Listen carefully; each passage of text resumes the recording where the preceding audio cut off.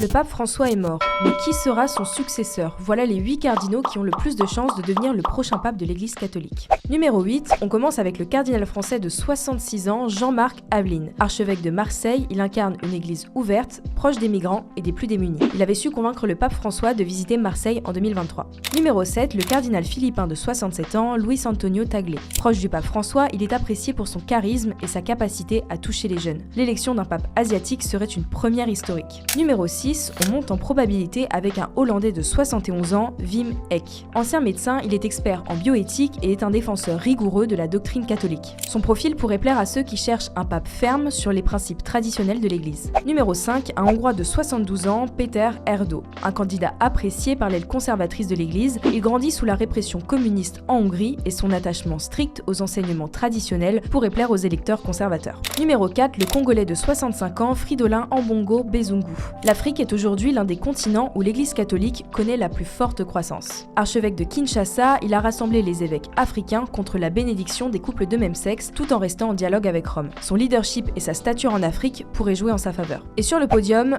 on a 3 Italiens. D'abord, en 3e position, le cardinal Matteo Zuppi, de 69 ans. Engagé auprès des défavorisés, il œuvre pour un dialogue interreligieux. François lui a confié plusieurs missions diplomatiques délicates, comme la direction des efforts de paix dans la guerre en Ukraine. Son profil diplomatique pourrait séduire de nombreux cardinaux. Numéro 2, tout près du sommet, le plus jeune du top 8, Pier Battista Pizzaballa. Patriarche latin de Jérusalem, ce frère franciscain, originaire du nord de l'Italie, s'est fait remarquer en octobre 2023, quand il a fait part au Hamas qu'il voulait se porter otage en échange de la libération des enfants israéliens enlevés lors des attentats du 7 octobre. Une posture courageuse qui a marqué les esprits. Le principal argument contre son élection est sa relative jeunesse. Avec l'espérance de vie actuelle, un pape élu à 59 ans pourrait rester pendant de longues décennies à la tête de l'Église. Et enfin, top 1, le cardinal Pietro Parolin. Âgé de 70 ans et actuel secrétaire d'État du Vatican, c'est un diplomate chevronné dont le nom fait consensus. Il a une grande expérience des affaires internationales et de la gestion de l'Église. Ce cardinal italien est aussi connu pour l'esprit missionnaire qu'il a démontré lorsqu'il était ambassadeur du Vatican au Venezuela. Mais certains lui reprochent d'avoir été en responsabilité au moment où des scandales financiers ont éclaté, même si la charge est revenue à ses subordonnés. Dans une quinzaine de jours, entre le 5 et le 16 mai, les cardinaux électeurs se rassembleront au Vatican pour entrer en conclave et ainsi élire le prochain pape.